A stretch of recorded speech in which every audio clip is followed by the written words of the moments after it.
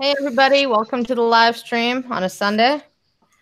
Hello, cunts. Okay, Scotty's drunk. There we go. Right, it should be fine. Cabbage is I back. can hear you, Blind. Hail Satan. Yeah. Which, by the way, if I call you a cunt, that's a term of Real good. endearment. Hail Oh wow, I'm Yeah, here Cabbage, can you twice. hear me now? Yeah, Pumpkin, why are you in here twice? Oh, that's Why good. You, I do not know. Because we need twice the truck. Schizo. Twice the truck power, apparently. I'm saying, Cabbage, can you hear me now? Double the horsepower. Cabbage, can you hear me now? Yeah? That's proper redneck shit. Hey, Cabbage, push buttons. Hey, Green Scotty's Thunder. asking if you can hear him. God, no, I still can't hear Scotsman. How come I can hear you? Is Zombie Teddy? Weird. Big surprise, the Scotsman is drunk. Nah, well, I know. That's a surprise. I tried. Oh my god, You're I left. surprised, dude. Oh, well. Well, that makes one of us. Well, I can hear you for some bizarre reason. I don't know why. There we go. Brickville? Damn it, Chadwick. Hey. Blango, sorry. Brick. Ah, Brick Gamer. Blango, you there? I'm here.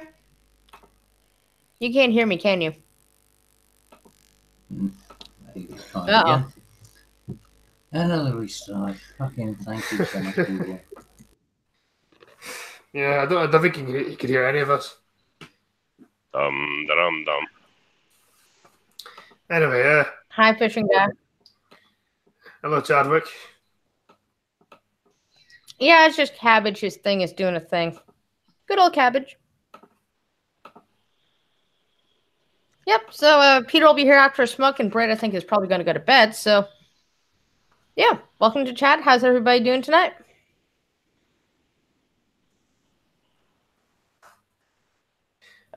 I'll pause for a minute to give people to respond. Read the thing that I dead put in air in here, the 'cause hangout that's chat. always... Don't read that out loud. Yeah, thanks for reminding me. Okay, trying again.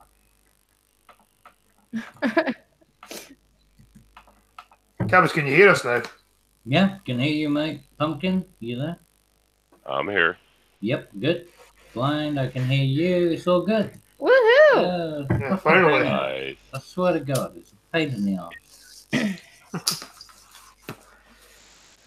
Yeah, so how's everybody doing? How y'all doing?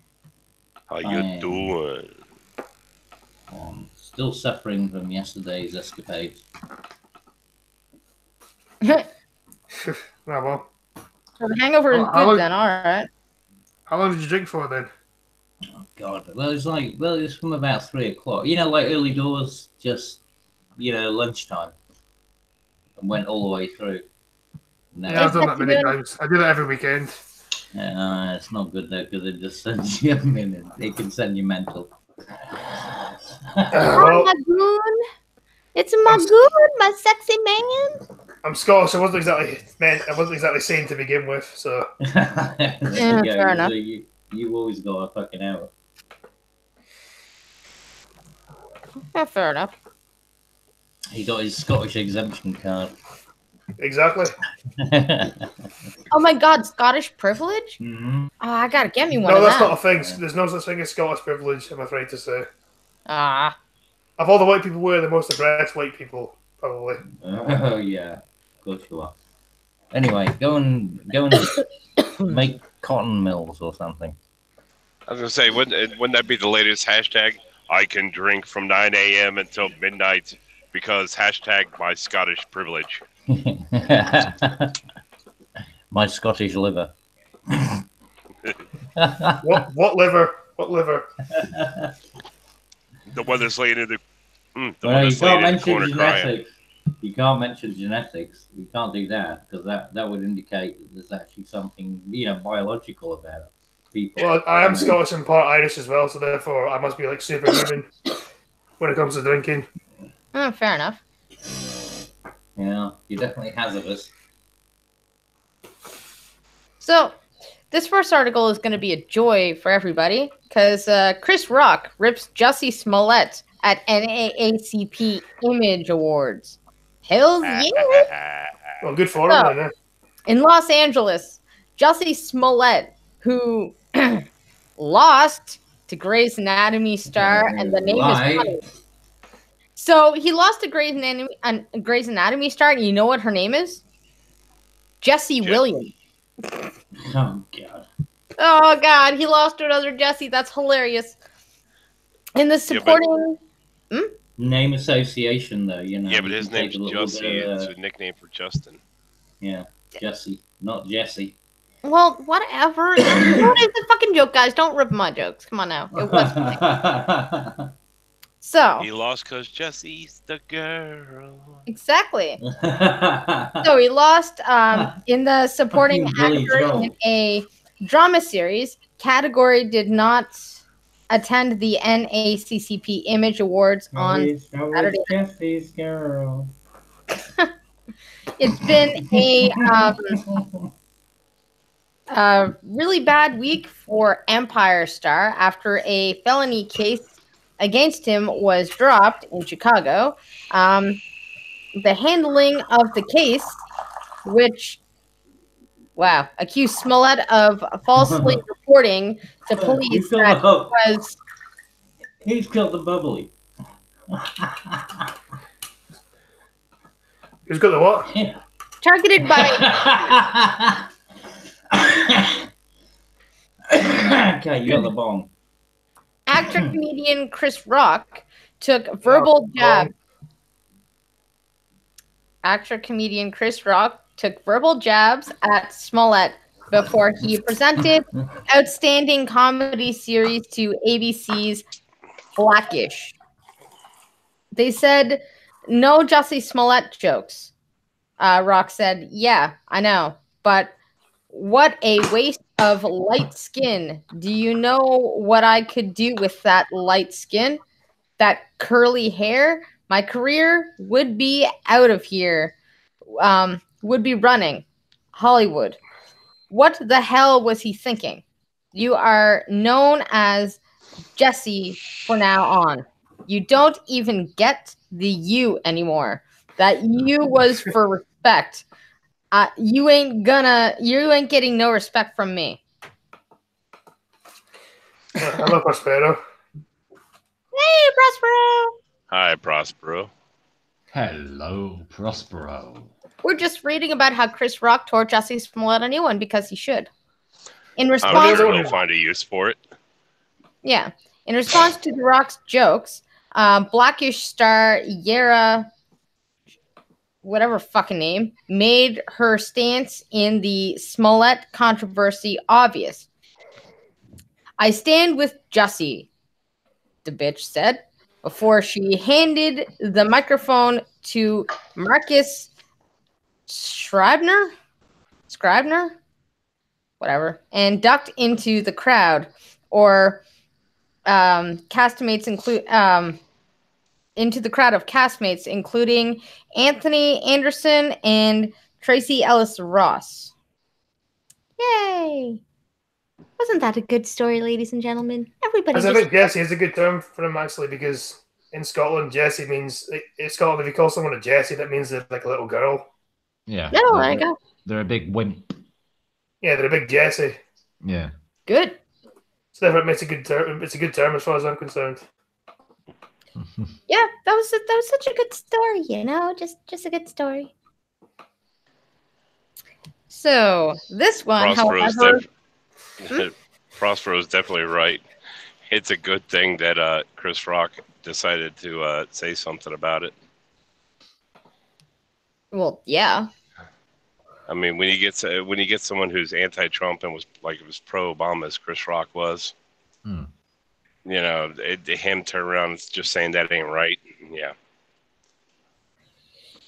Oh yeah, I love it. I can read shit like that all day. Good job, Chris Rock. I'm not a fan, but now I am. So, Georgia man charged with murder after fatally shooting a 19-year-old who knocked on the wrong apartment door. Yeah, that's right. You heard me correctly. A Georgia man was arrested Friday after police say he fatally shot a 19-year-old man who accidentally knocked on the wrong apartment door. The shooting victim, Omarion Banks, was dropped off at the Retreat apartment complex in Atlanta around 12:30 a.m. Friday.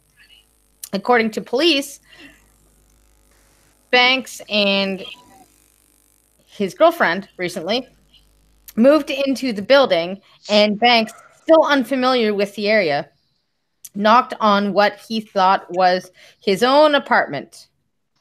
Banks had reportedly made an error approaching the door of 32-year-old Daryl Bynes instead. According to the police account, the pair had a short conversation before Bynes went inside, grabbed his gun, and shot Banks as he tried to get away.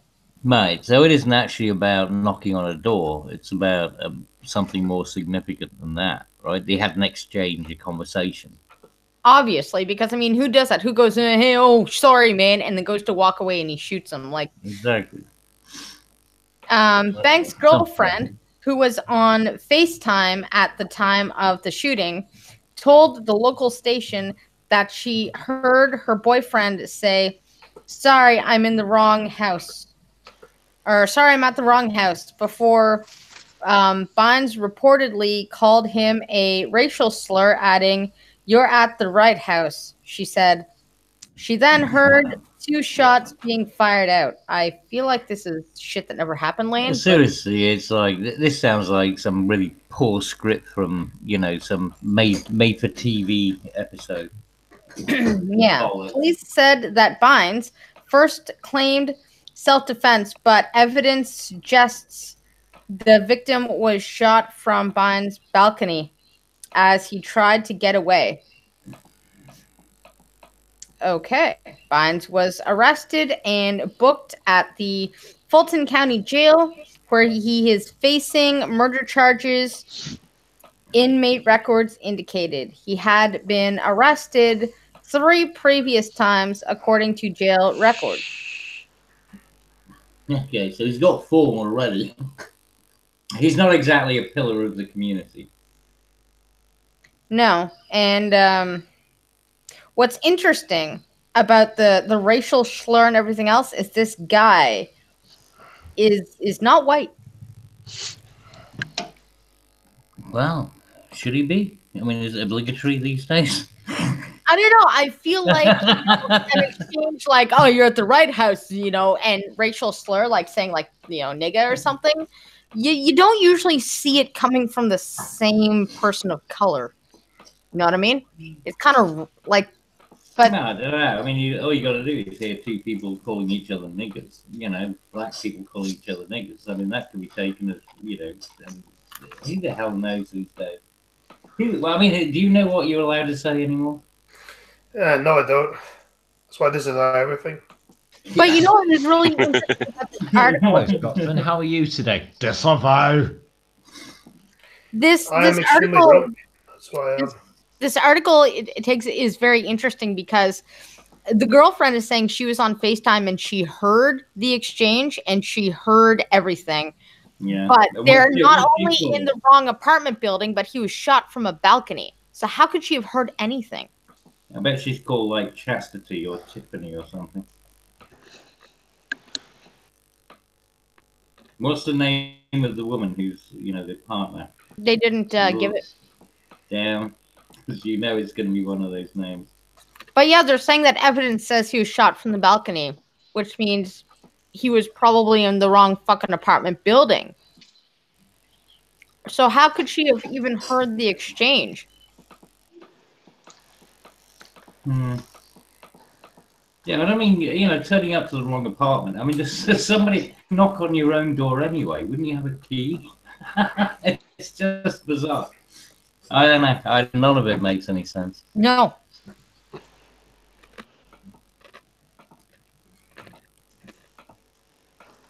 I don't know.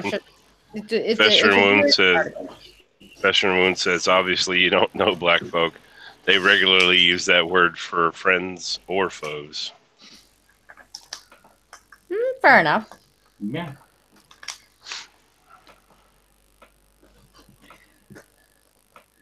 So, but like I said, it just seems odd that the guy is meant to be going back to his own apartment, and he goes to his own apartment and then knocks on the door. I mean, who does that? I've never knocked on my own apartment, on my own flat or my own house. I don't tend to knock before I let myself in. It's very odd. To your house anyway.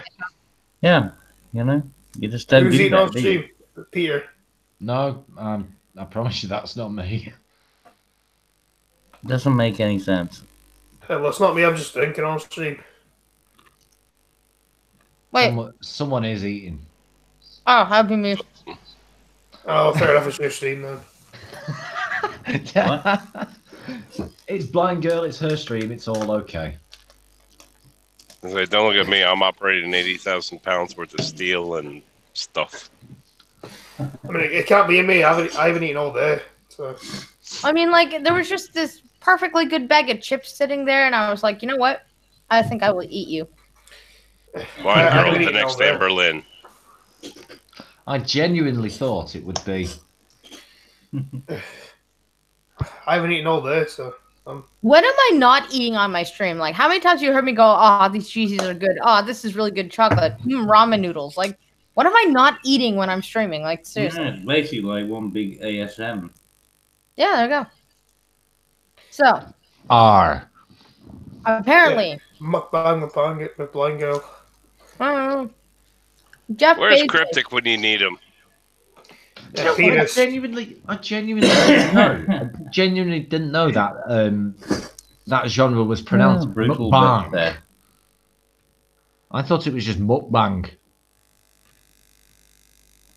Well, maybe that's just my northern bias. So, Jeff Bezos, investigator, says Saudi Arabia hacked his phone. Peter, you are a southerner, not a northerner.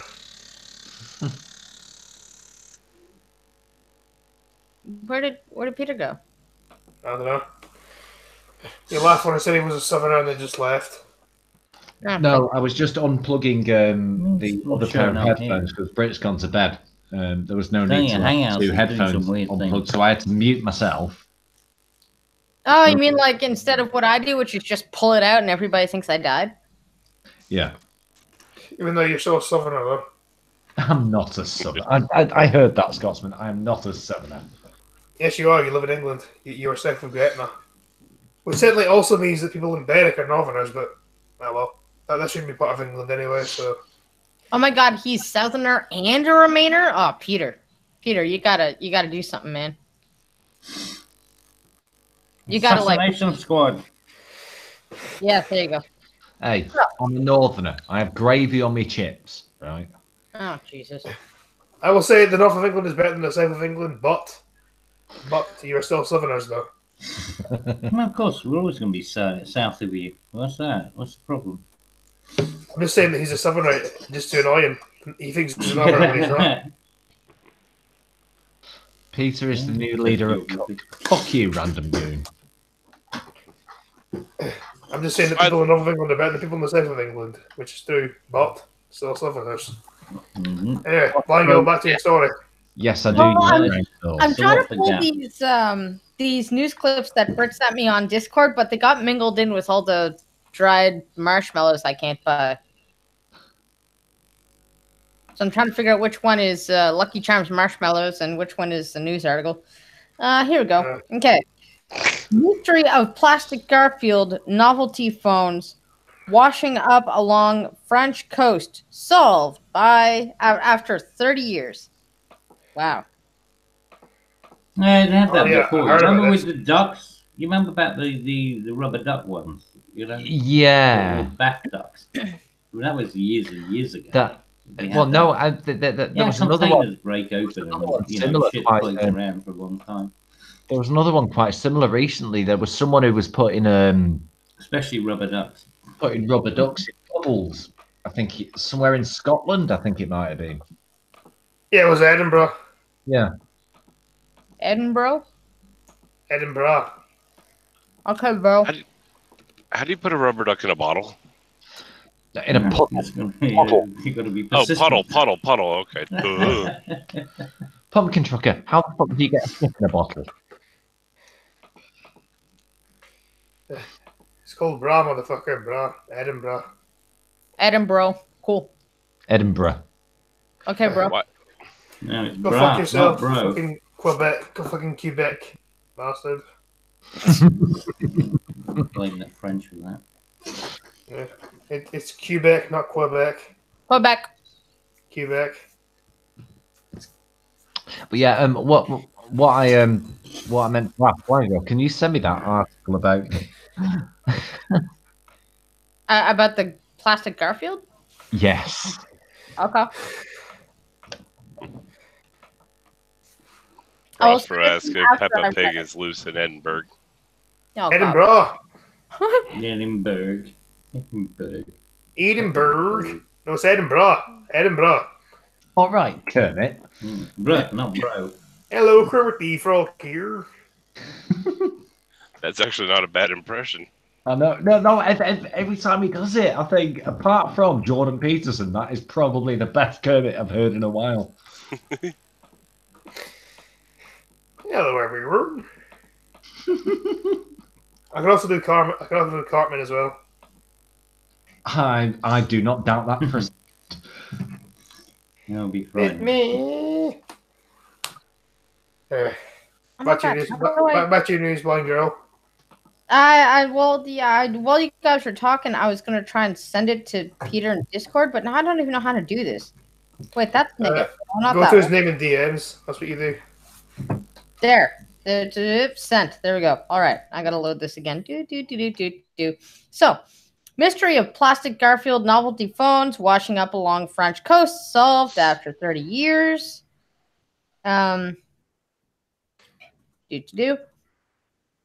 This mysterious cat headsets have perplexed the local communities and environmentalists since the 1980s. Our association has existed for 18 years, and in that time, we have found pieces of Garfield telephones almost every time we clean.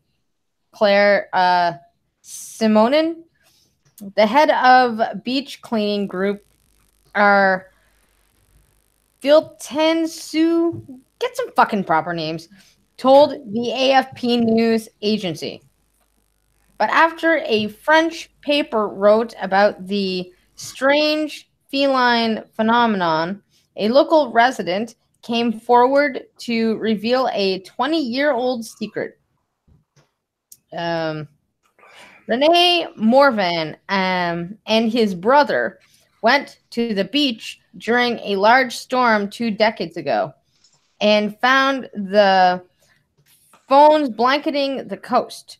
According to Francinfo, they returned to the beach when it was low tide to enter into surrounding cliffs and find out where the cat trinkets were coming from. We found a container that was stranded in a fault. It was open. A lot of things were gone, but there was a stock of phones, Morvan said. He justified not sharing his knowledge with the community by only saying, at the time, there was a lot of things that came to us from the sea.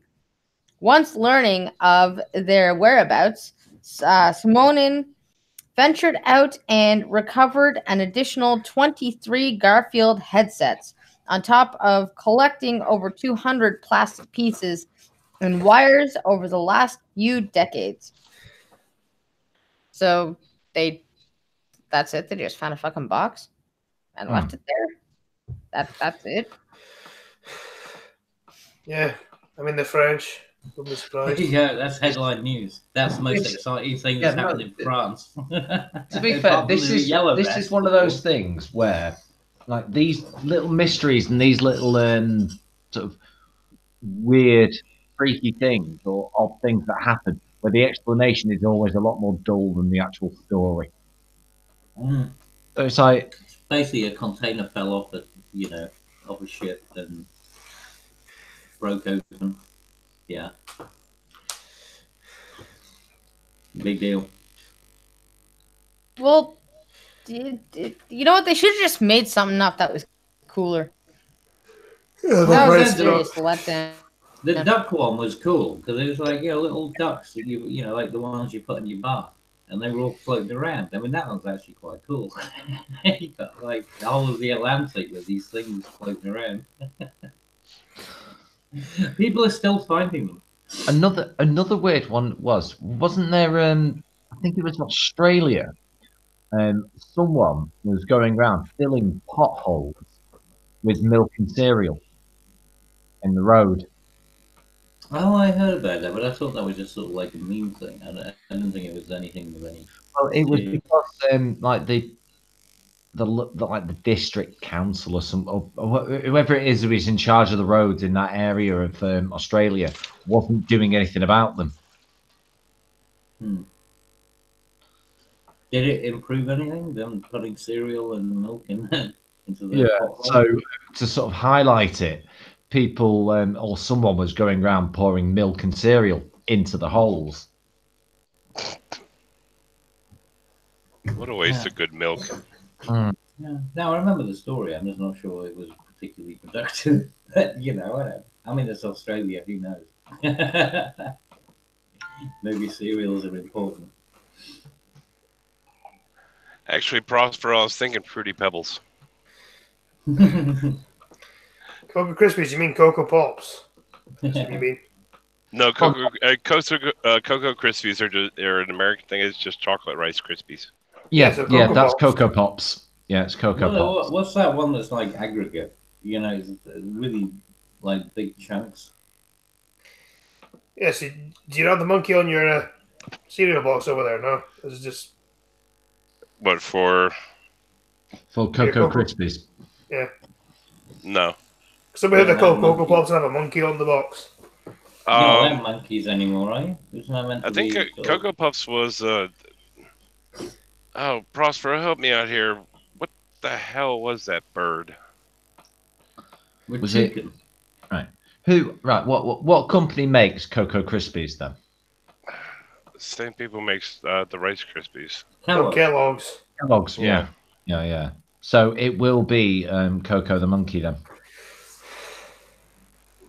Then Grandy, on Rice Krispies you have Snap, Crackle and Pop. Well, Cocoa Puffs is it's like Kicks. You ever seen those? Yeah, but we're talking about generic, not not generic. We're talking about brand. That's the brand. I mean, there's plenty of generics. Well, no. I'm talking about generics. Cocoa Puffs were little yellow or little round chocolate balls. Right. Yeah. That's. I've just looked it up. Kicks are the little round balls. Yeah. Yellow round balls. Round balls. Balls. It's all about the balls. For the benefit of the two British people we have on the stream, they would be Golden Nuggets. Yeah. Okay. I haven't had Golden Nuggets in years, man. They used to be amazing. I used to enjoy those. Whereas, by the sound of it, yeah, I can't remember the last time I had Golden Nuggets or Golden Grahams either. They used to be amazing as well. It was good, with that, especially with a little character on the front, Are Golden Grahams still a thing? Golden Grahams are still a thing, yes. Cocoa Puffs are chocolate Golden Nuggets. Yeah, but they're puffs, you see. Cocoa Pops that's a rice thing, right? Yeah, it's just chocolate Rice Krispies is what they are, basically. No. Cocoa Pops are the chocolate Rice Krispies. Yeah, no, Cocoa Puffs are Cocoa Krispies, however, if No, I'm Cocoa right. Pops. Cocoa Pops is the original name. Cocoa. Yeah, the chocolate Rice Krispies. Oh. Penis, vagina, titties. Yeah. Yeah. Yes. Cunts. Cocoa Krispies were advertised with the same monkey we have for Cocoa Pops. Ah, okay. Well, Is any of this important to anybody? But now, apparently, Cocoa Krispies are now advertised by the three little imps from the Rice Krispies. okay, fair enough. Back to news, blind girl. Mm-hmm. Oh. Yeah. Wow, I'm surprised you noticed that while you were drunk, Scotty. Seriously. That was going nowhere. So, Trudeau government gives $283 million to refugees for health care coverage in Canada. Don't underestimate Scottish people. That's what I say. Oh, yeah. The anti-racism strategy is one of 15 measures in the budget that is part of a need for federal actions aimed at addressing systematic barriers faced by visible minority communities. Other measures include putting $283.1 million over 2 years towards ensuring refugees and other claimants have access to temporary health care coverage. I assume these refugees are paying to the Canadian tax system, have they? Oh, no, of course not. God forbid. That would make no sense. You got to bankrupt the economy. Yeah, gotta give them all the free stuff they deserve. Mm-hmm. Pretty much. Got to give them the stuff that they paid into that they didn't. But, you know, hey, that's not meant. All the free housing and free food and all the rest of it. Mm-hmm. Free housing. Yeah, and it'll all work out in the long run because, you know, reasons. Exactly. And then after I click to see the rest of this article, it's taking me on a slew of random advertisements. Thank you, fucking website of doom. Which was actually the worst Indiana Jones film. Hello, Brett. I thought you were in bed. Yeah, so the government is earmarking $45 million, including $17 million in 2019, for an anti-racism strategy that will fund community projects that counter racial discrimination. Sums, and of course, this isn't going to help. Spending a bunch of money on them is not going to make us like them anymore. But sums of $50 million and $13 million will be dedicated to a new strategy in upcoming years out of Canadian heritage. The 2019 federal budget shows. Around the world, ultra-nationalist movements.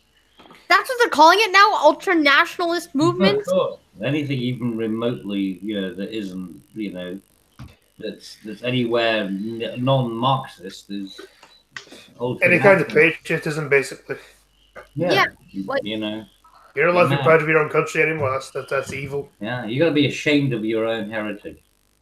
Yep. In Canada, the groups are unfairly targeting new Canadians, racialized individuals, and religious minorities, threatening the peace, security, and civility of the communities we call home. Reads the budget document that's full of fucking horse shit. Anti-racism strategy funding will go towards education projects and the thing is, this has got nothing to do with race. It's about cultures. And you can't just take somebody from a village in Africa and put them into a city in Britain and expect them to be able to function. Oh, this goes deeper than that. Deeper. You know? Canadians are particularly pissed because when Trudeau brought the Syrians over, there was a bunch of Canadians that paid taxes on a wait list for subsidized housing, and they got bumped down by 3 years because all the refugees got in first. And the refugees they couldn't fit in subsidized housing, they put them up in hotels, and they refused to tell us how much we've been paying for them. Yeah. So Canadians are fucking pissed because all the services we paid into to get like our free healthcare, our fucking education, and everything else. The classrooms are now full. Our healthcare system is goddamn well collapsing, and Canadians are fucking pissed because you've got Canadians who are homeless sleeping under bridges in the wintertime, and you've got Syrian refugees in hotels. It's the same thing in the UK, by the way. It's the same thing over here. That's it. If people want to come here and they want to work, fair enough. But if they want to just come here, sit on their arse, they should fuck off. Yeah. That's the way I see it. And like there was once I was over at my ex-friend Jessica's house, and there was these the Syrian couple with 5 kids that got a subsidized house. Okay. And they were driving down the street in a fucking sports car, waving, going, "Hey, look at the government gave us!" And we're just like, I'm just saying, if you want that, you just work for it. Yeah, like the refugees have been known to do that, where they take all of whatever Canada's been giving them because they give them the child tax credit for the 5 goddamn kids, they give them subsidized housing, and they're burning it on new cars and then driving by, going, "Hey, look at us, we got a new car, yeah, bye." No, and they're sending those photographs back to their, their family and stuff. So it's going to be an incentive for the others to come over and get the same shit. Like I said, no problem with working. And so I don't think giving more money to them is exactly going to help with this anti-racism shift. I think it's just going to make it worse. No, and considering we have a sanctuary city in Toronto and we have the fucking migrant pact from the UK, everybody's getting fucking pissed. Give them nothing. That's what I say. Just give them nothing. If they want to come here, they want to work. Let them have a job and all that kind of stuff. Make them work for the stuff they deserve. Yeah, and I mean, if you're going to claim to be a refugee, you actually have to have some status about it, right? If you're just a migrant, that's a very different issue, and they keep trying to clump it all together, like migrants, immigrants, and refugees. They're not the same status at all. Even if you are a refugee, you can come over here and you can work, but you have to work. That's what I see it. Yeah, and under the Harper government, they had restrictions where they said, "Look, we're going to take a few Syrians in." I think it was 20,000 Syrians a year is what Harper said we could handle. And he said, "We're going to take the women and children first." And how much for the women? Exactly, right? And people were mad at him, saying we weren't doing enough for them and that we shouldn't be screening who comes in and who doesn't, because he wanted to make sure we didn't get any members of ISIS sneaking in.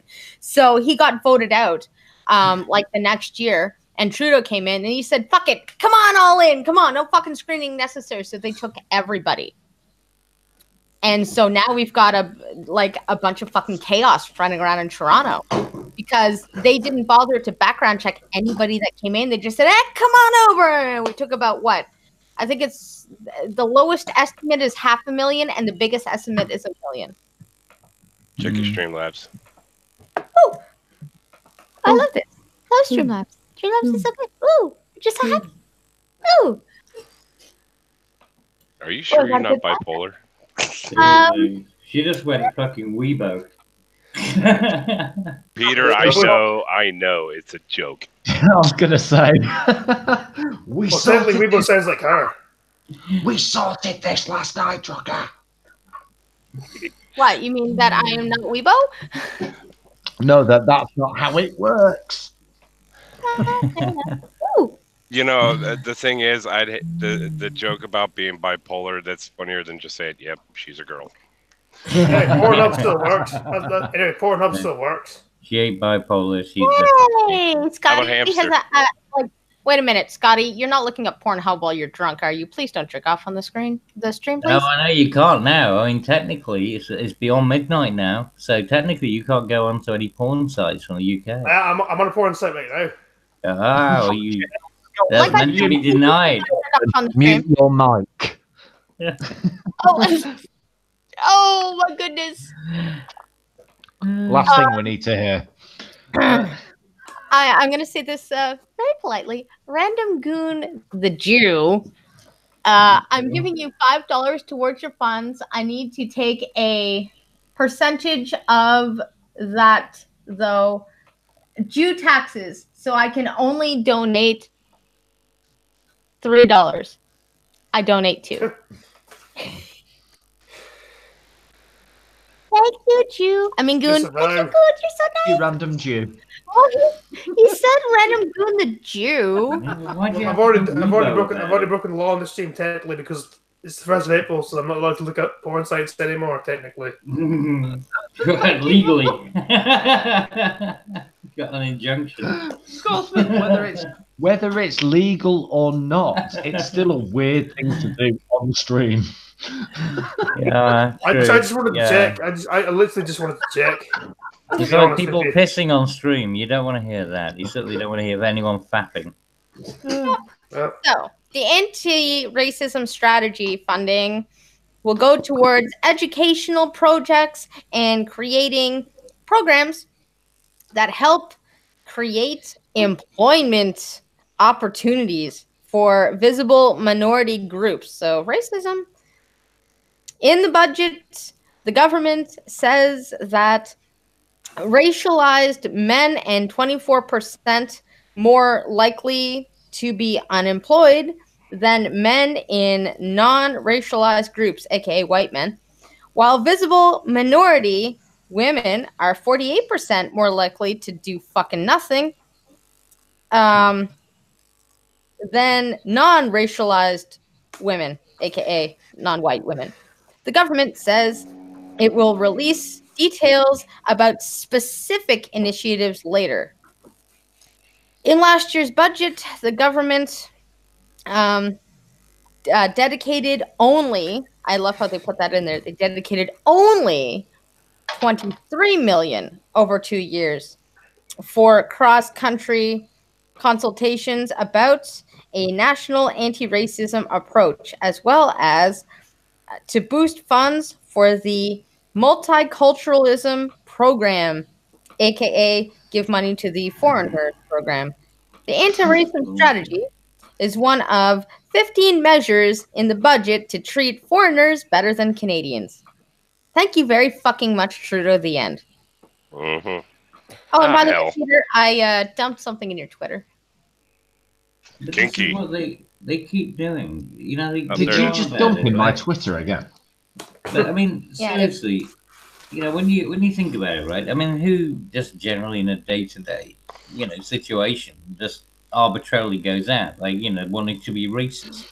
Most people just get Nobody. on with their lives, right?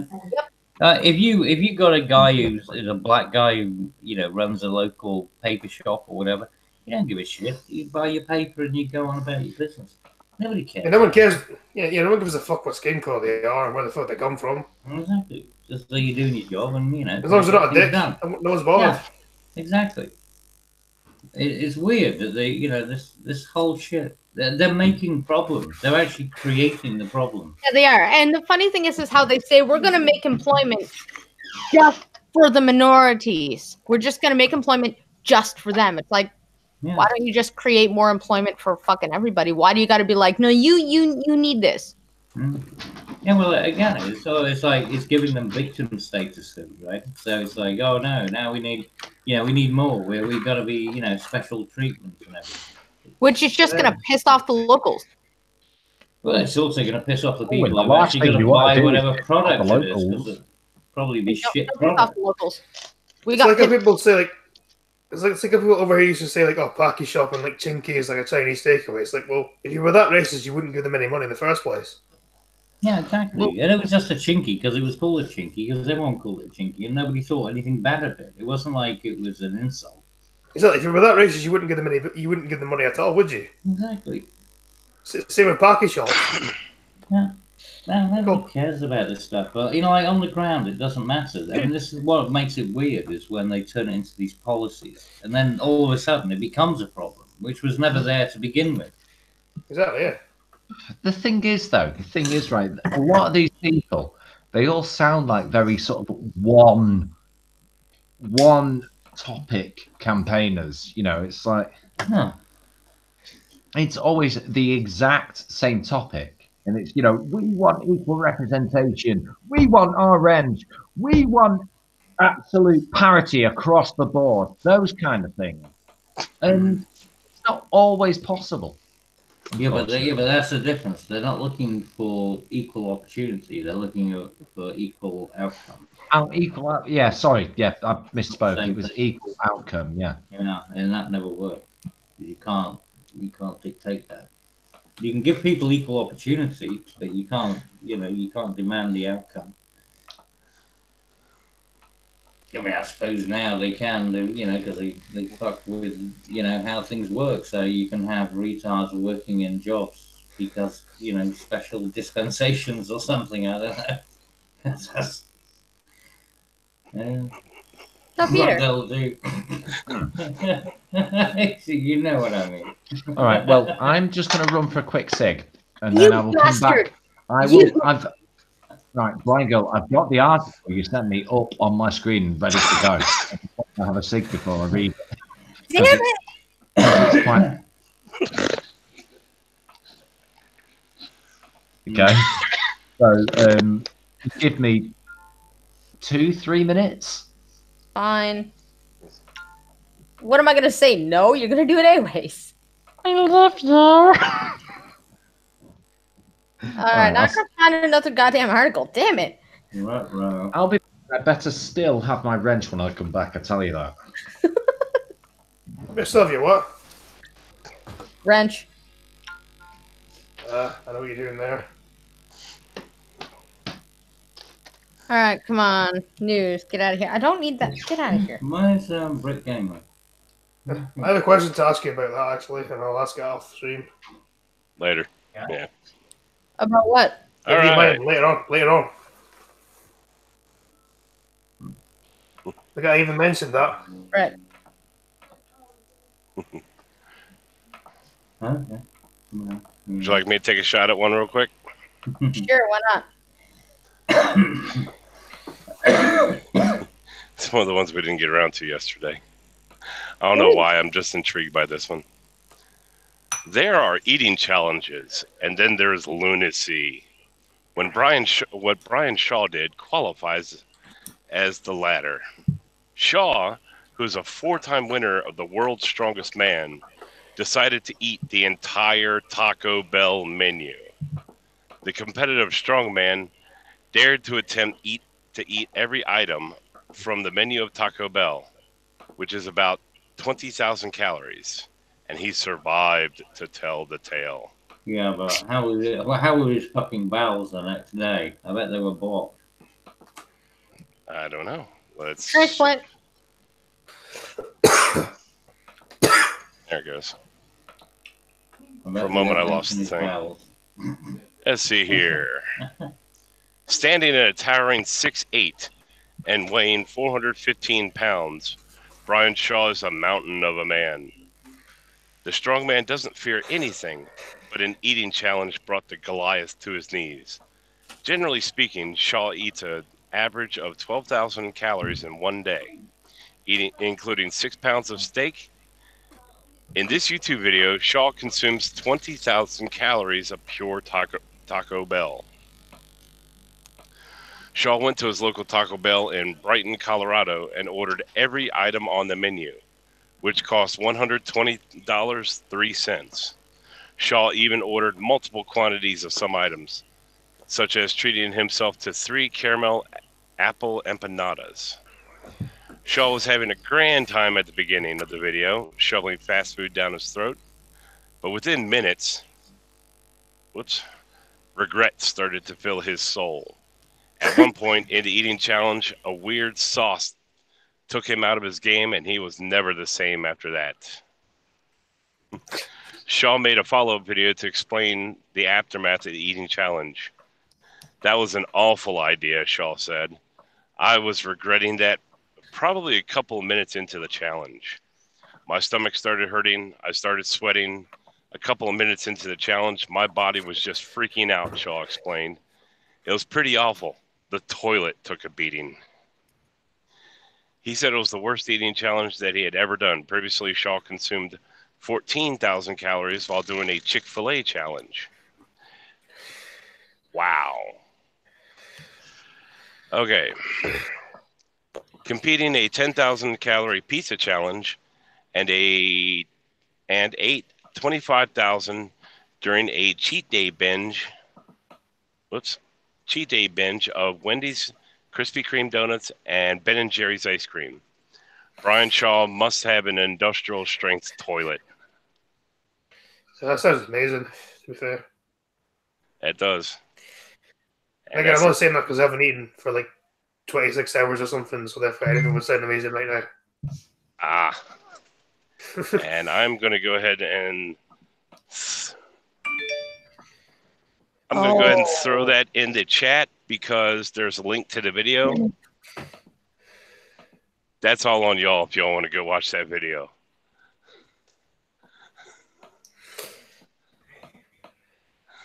I can't eat one Taco Bell, let alone the whole menu. I couldn't eat the chips or the fries, as you would call them. Because it makes me feel really bloated. Mm-hmm. And that's why I stopped eating them. I stopped eating chips.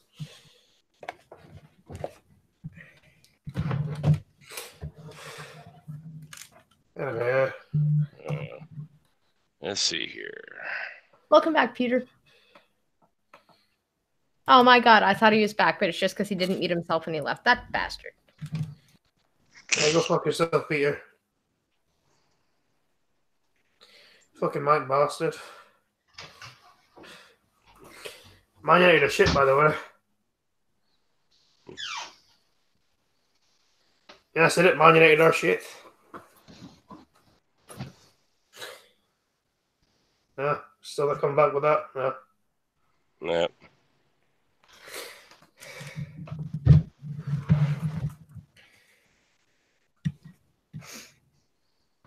So, well, I've got another one in the wake of Peter ditching me to go have a dump. Child destroys $1,000 worth of makeup at Sephora. So, kids do the darnest things. Are we still saying that, really? Sometimes they eat things they've found on the floor. Not that bad. Occasionally, occasionally they'll tread mud all over the carpet. And every now and again, they destroy over $1,000 worth of fucking makeup products. Recently, a mother snapped a picture of Sephora makeup aisle that looks like it'd been attacked by a wandering fleet of raccoons. But as it turned out, was actually the chaos left behind after a disgruntled child got his or her hands on it. People are shouting for better parent supervision in department stores. But we think this is all really quite funny. Sephora is a multi-billion-dollar corporation with a slightly shady past. So have at it, kid. We'll talk you through what happened and treat you to a brief top 4 list of our favorite moments of infant mischief. Oh, do I really have to? Okay, fine. Sephora is a cosmetic store with many outlets across the globe. It's currently valued at $37 billion. Advertisement. Where'd the rest of this shit go? Advertisement.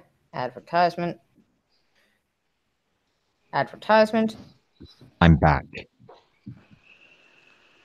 Advertisement. Where the fuck did the rest of the article go? Welcome back, Peter. So 4 customers filed the rest of the article is apparently behind all these advertisements that say, apparently they're going to skip to the end to say 4 customers filed a class action lawsuit against Sephora claiming racial discrimination by wrongfully deactivating the customer reward accounts of Asian customers. Okay. Apparently that's not okay. Skipping through more advertisements, more advertisements. Fuck this article. Kid broke a bunch of makeup at the end. Subtle. That was the God news block. in brief with Blind Girl. God block.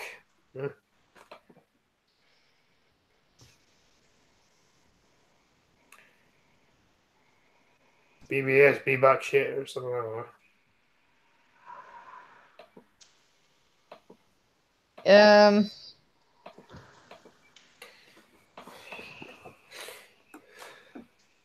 So, Peter. Yes, Blind Girl. How's it going with that article? I've got it up on the screen. Awesome! Prospero, what brand? Trojan. She said she's grabbing the beer. All right. Please grace us with your beautiful, sexy British voice. Yes, and the first word in this article is one which isn't going to do my sexy voice any good, is it? Bud Light. Guelphs. Oh, Guelph. Guelph, right. Guelph's Upper Grand District School Board issued layoff notices to 54 teachers. The Upper Grand District School Board says it has issued layoff notices to 54 elementary school teachers. The board said the layoffs are due to a loss of funding and programming, but they hope to recall some, if not all, of the teachers. We've had to do this a number of times in the past, though most recently in 2015, and in the past we've successfully recalled everyone. The UGDSB spokesperson Heather Loney said in an email on Friday. She said there is an overall decrease in positions for a variety of reasons, including a loss of provincial revenue, cuts to autism programs, along with support to ESL and special education. The board expects to receive full funding details from the Ontario government at the end of April. But Loney said the board is working with less than previous years. We don't know the full impact of that yet, says Loney.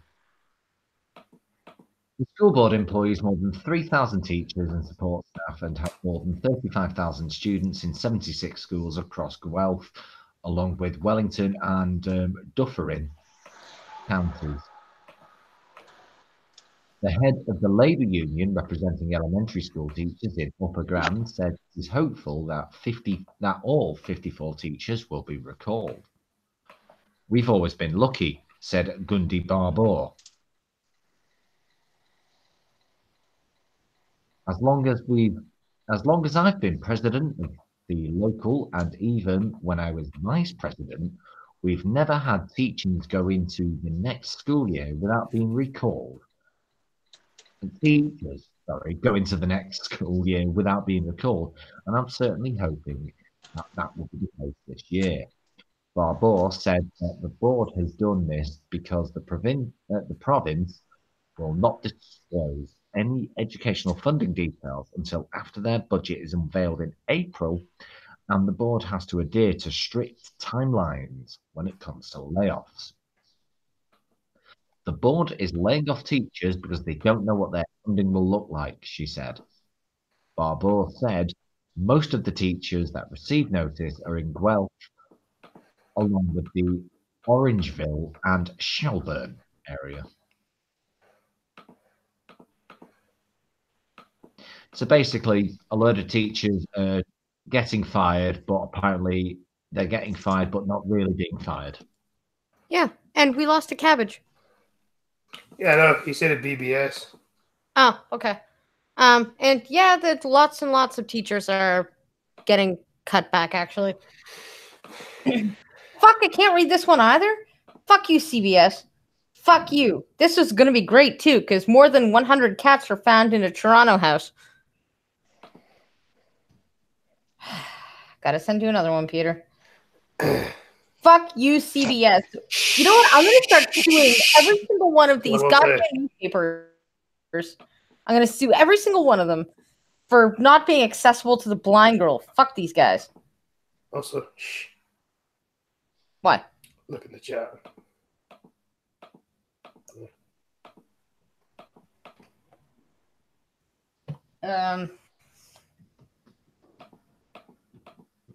Why? What happened? Never mind. What the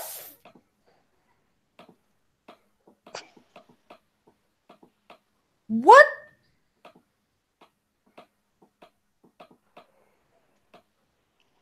What the fuck? What the fuck? What?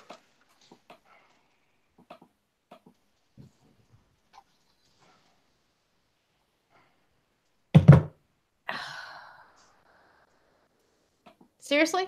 So what was all that anyways? Could you please tell me what that was?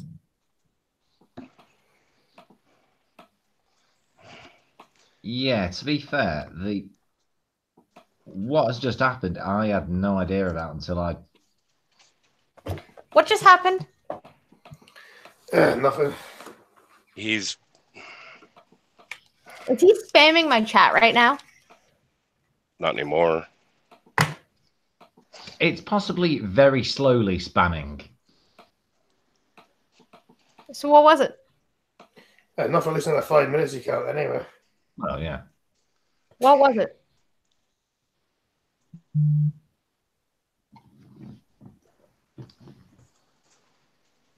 What the hell was that? What was it? I can handle it. What was it? Was he calling me a slut? Was he calling me a bitch? No. What was it? No. Nothing. I can take off all those redacted messages and read it myself. So you might as well just tell me. It was nothing. Bullshit. Literally Blind nothing.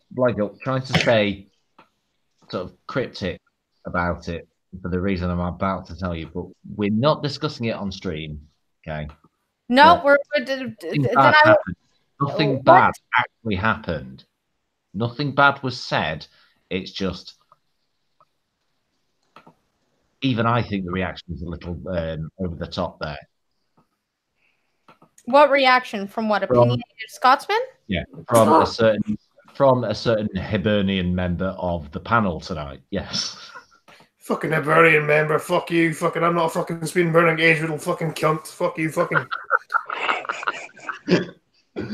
That might have been a little too far, mate. I was on my phone and I merely accidentally done that. Twice. Yes.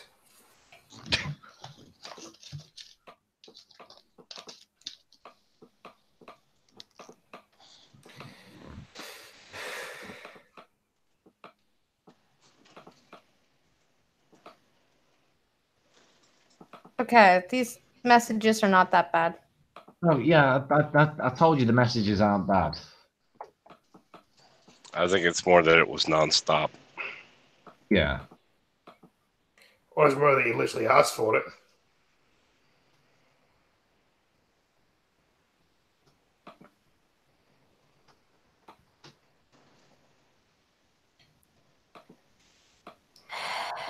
He pretty much asked for it and therefore got it.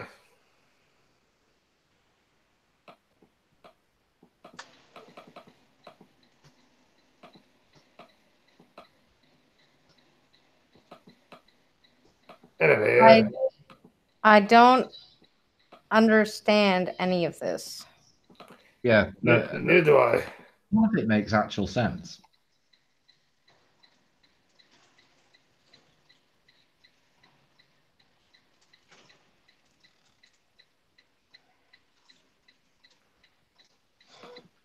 Silence filler, silence filler, silence filler, silence anyway, filler. Silence any more filler, news? Science filler.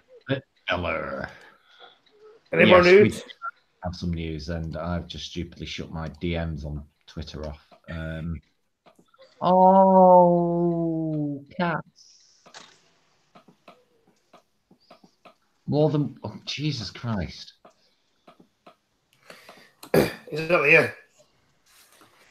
Exactly, yeah. Prospero was like, he told me, okay, but Scotland took the deed. It was a joke. Exactly.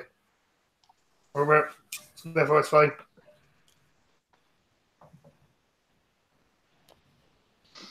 What was the joke? Prospero's joke that he was going to time her out. That she was going to time him out. And I done it instead. So, yeah.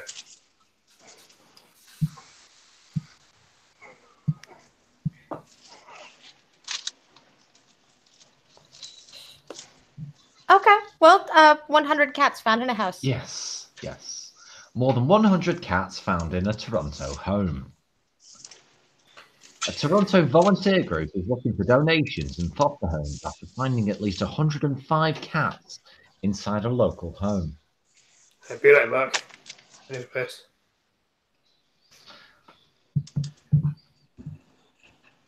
Let's all be grateful his mic is static.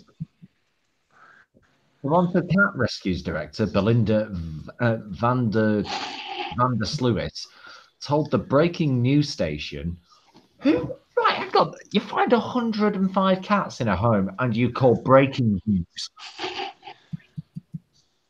That's a lot of fucking cats, man.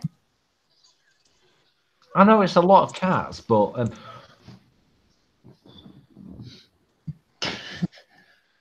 we interrupt this episode of Canada's Got Talent to bring you the news.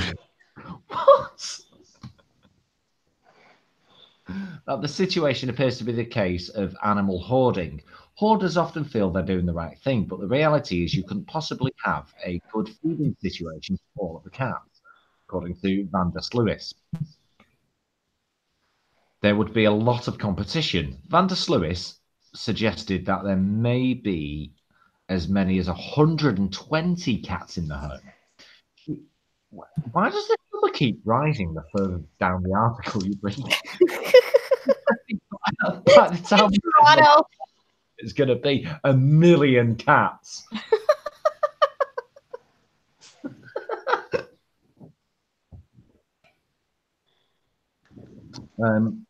As many as 120 cats in the home. She said more than 50 of the felines have found foster homes, but a lot more help is needed. Right, okay. This is quite a cute story, but this is not newsworthy. This is, does Canada have an equivalent of the RSPCA or the ASPCA? It's called the SPCA, yes. Right. Then that's something for them to deal with. It's not fucking news. It's a lot of cats. Well, yes. None of the cats have tested positive for serious diseases, but may be being treated for fleas, worms, and fur loss, he said. And they will be spayed, neutered, and socialized before they are put up for adoption. Toronto Animal Services Program Manager Mary Lou Lyher told CP24.com that the cats appear to be in good condition and authorities are encouraging the woman in question to surrender them all. Oh, Christ. What? Are they looking for an armed response? Yes, that's exactly what they're looking for. Give up the cats. All of our cat shelters are full up at the moment. Only in Canada. Yeah. On a related note. Fucking Waco-like hostage situation. On a related note, Chinese food sales have soared in Canada. Dim sum. Where's Click-Tick when you need him? Wait, that dude gave me $30 before. He's golden in my books at the moment.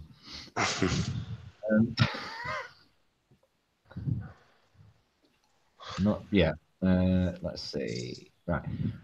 We are not considering laying any charges at this time because she is being very cooperative, Leigh has said. Those wishing to donate to Toronto Cat Rescue can do so online. An application to foster the cats is available on the group's website.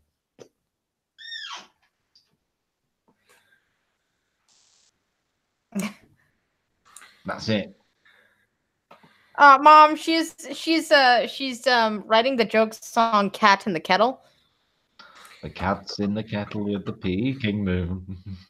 The fucking pizza I eat every day at noon. As my head's so sore. My fucking All right, I gotta. Bum bum bum bum bum bum bum bum. Cats. Ah. All right. Well, I'm gonna try to locate some more news here.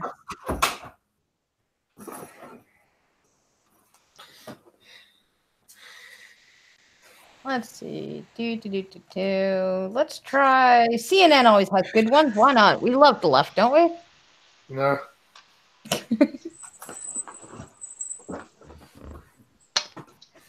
Well, Peter might. He voted for Corbyn, so he might. Oh, where did you dig up that little information? Apart from the because fact you told me. I'm going to say I freely volunteered it.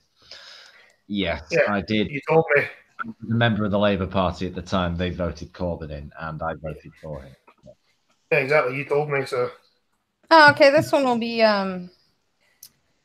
interesting if I can open it in my browser because this fucking app sucks. Fuck it. Copy the link. Scotsman, as I've said before, to be fair, on a personal level, I would much rather have had Corbyn, who looked like he knew what he was doing as a politician more than fucking Ed Miliband did. Yeah, I'd rather have neither of them. It was literally Sophie's choice. And in fact, I'd rather not be a member of the Labour Party in the first place. Oh, all right, I was a member of the Labour Party. We'll drop that there. Prospero, neither of them. To be honest, I think I'd rather just shoot both of them if I had the chance. Well, speaking of shooting, this Colorado sheriff is willing to go to jail rather than enforce proposed gun laws. So there you go. Wasn't that just a brilliant segue? That's actually been happening in Michigan as well. Yeah. So, Weld County Sheriff Steve disagrees with so much with the gun bill making its way through the Colorado legislature that he's willing to go to jail rather than enforce it. Good job, Steve. It's a matter of doing what's right, Steve said. He's not the only one who feels so strongly. No shit, Steve. The controversial red flag bill aims to seize guns temporarily. Temporarily? Why the fuck could you temporarily take a gun? You're not going to give it back. Come on now. Anyways, temporarily from people who are...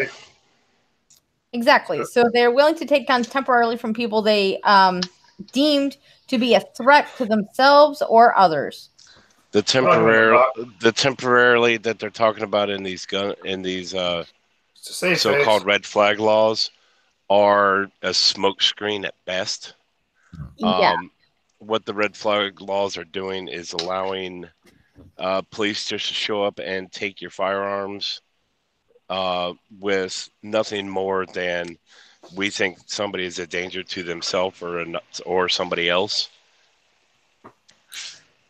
Yeah, but how can you even fucking predict that? I mean, I'm sure in some cases you can, but like you can't legitly predict that. It's like saying, I think you might do something, so I'll just in case you have a bad. But that's actually exactly the point of the laws is saying we can predict it.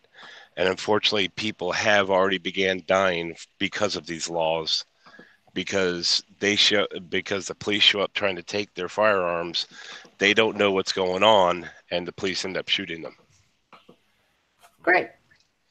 So it's already happening. Colorado State Senate passed the bill Thursday by a single vote with vague stipulations. I added that myself. Without any Republican support, and the bill is expected to pass the House, possibly this week. With Democrats' majorities in both chambers, state Republicans have too few votes to stand in the way. And I mean, it's like, you have the potential to hurt somebody is very, very fucking vague, might I add. But more than half of Colorado's 64 counties officially oppose the bill. Many have even declared themselves Second Amendment sanctuary counties in protest. Failure to enforce a court order to seize a person's guns could mean sheriffs being found in contempt and obviously tossed in fucking jail. Reams says it's a sacrifice he'd be forced to make. Yeah. Colorado's extreme risk protection order bill would allow a family member, a roommate, or law enforcement to petition a judge to take someone's firearms if they are deemed to be a danger to themselves or others. And I'm sure people would never lie about that. The push for legislation followed the death of Zach Parrish, the 29-year-old Douglas County Sheriff's deputy killed in 2017 by a man with an arsenal of weapons who authorities said had a history of bizarre behavior, including threats to police. Yeah, but I mean, you're taking the actions of one lunatic and slapping everybody else with such vague shit. And I feel like they're using this as an excuse. They just needed to wait for one. They just fucking needed to wait for an excuse. These laws are 100% unconstitutional. They violate the second, the fifth. Was it the? It's speedy trial. Innocent before proven guilty. Help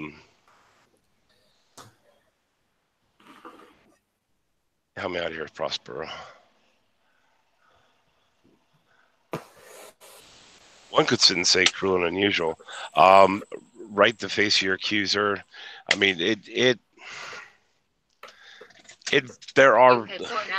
That's nice. Shut up. There are constitutional rights that it violates, and 8th, 5th, and 2nd. Thank you, Prospero. You know what, Prospero, you should join us because I feel like you have a lot more information than I do. Saying is you're just quoting someone just shot somebody for carrying a red flag. Give me a second, Would you, by any chance, be willing to join us and educate us with your abundance of knowledge? Yeah. I don't think Cabbage is coming back. No. I think Cabbage dropped out and fell asleep early. Yeah, probably. But then he probably has work in the morning. Either that or last night's caught up with him. Yeah. Oh, there we go. Trucker, would you please do the honors? Can you do the honors? I'm already ahead of you. Prospero, it's in your Twitter, my dear. I'll do it, but fine. As I say, she didn't follow me back on Twitter, so I can't.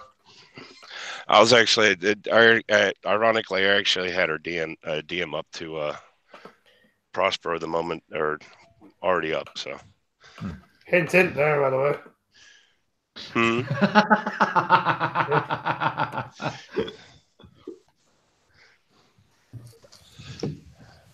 Oh, we've got Prospero. Hello. Hello, Prospero. How are you all? Alive. Completely sober. Yeah, bullshit. I figured you might have some infusion of knowledges that we could. Well, Maryland already applied a red flag warrant and managed to kill a man in the process. And old dude had no fucking idea what they were doing. They were like, give us, put down your gun, put down your gun, put down your gun. He's like, what the fuck are you doing in my house? And because he didn't put the gun down, they fucking shot him. And the complaint to set off the red flag law in his case was brought upon by his sister, who just didn't like the fact that he owned a gun. Yep. Oh, And this now is he's gonna be dead, loud. and that's her fault. As well as the fault of the Barney Fifes who decided they needed to shoot the guy. Reasons I moved to Virginia for 1,000, Alex. Yeah. You're going to end up having to move to South Carolina pretty soon. Yeah, we're getting there. Well, I mean, that's fucking crazy. Like, I mean, I understand why they wouldn't warn you that they're coming for your guns because they don't want you to get, like, hide them or whatever. But, like, they should not just be able to just show up and be like, it's still warrantless seizure. Yeah. Yep. It's warrantless seizure. I mean, basically, this is a no-knock warrant. And instead of informing the individual that there's been a complaint filed, they do not get to have their day in court. They're completely denied due process. And it's like the night of the long knives. I mean, for crying out loud, it's a Kristallnacht gun bill. They can just randomly decide anybody they have on their registry that owns firearms are a danger. Yeah, It's and I mean, written. to just break into somebody's house, you know, essentially, and say, okay, give me the gun. Like, of course somebody's going to be freaked out. I'm surprised they didn't just, like, shoot a dog on the way there. I'm surprised he didn't shoot them. Well, apparently the man had more sense than whomever shot him. I mean, it's just absolutely retarded. There's no excusing it because it's completely anti-constitutional. It will eventually, these red flag laws will be challenged. It'll go through the lower courts and it'll get to the Supremes. They're not going to hear it till it makes its way through the lower courts because it's likely to be stopped there. Because SCOTUS has made themselves abundantly clear in Heller and in McDonnell. I don't know why they keep every couple years having to make themselves clear again. Like, I mean, it's simply constantly chipping away. Yeah, except, you know, they really haven't. Like, they didn't hear the immediate call for certiorari on the bump stock ban because it's making its way through the lower courts. Yeah. And really, it's nonsense anyway. Why anybody would want a bump stock, I'll have no idea.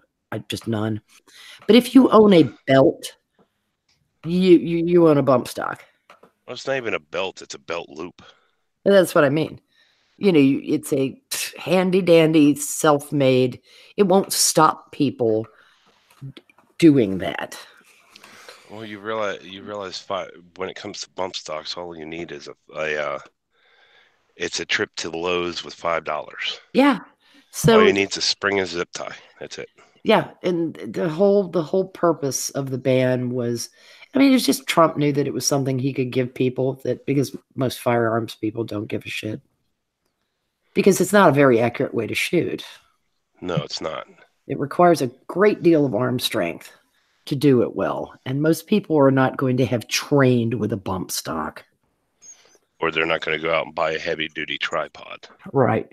I mean, the guy in Vegas was a one-off.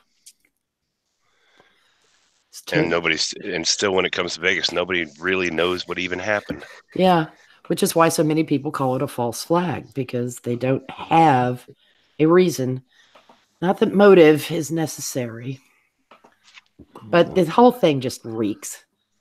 You know, probably having guns in it itself as a motive, according to some people. Oh, yeah, of course. Just like owning a pair of rose snips is, you know, means you're a potential violent felon in the UK. Or a whisk. Yeah, really. Death by whisk. Hey.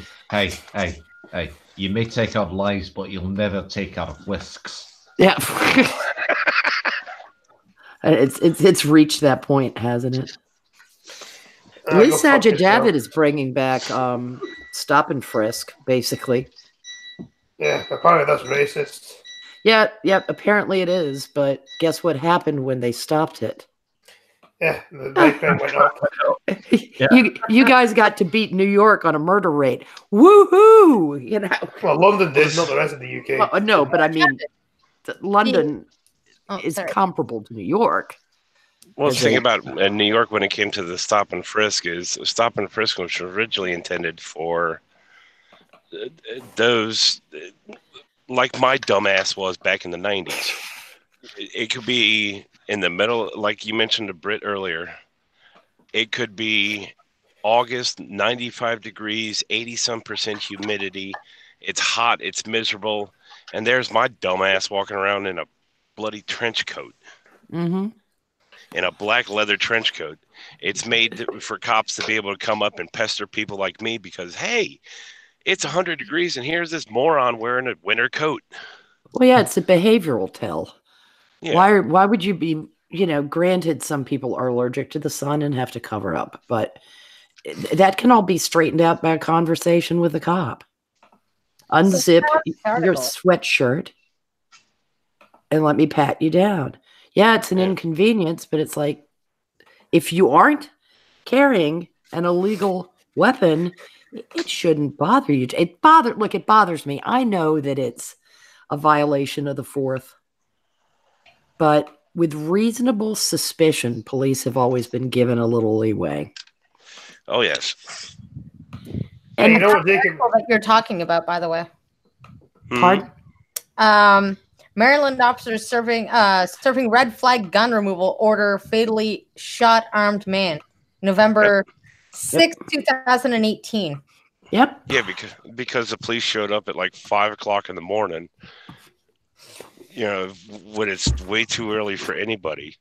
It's way too early for man or beast.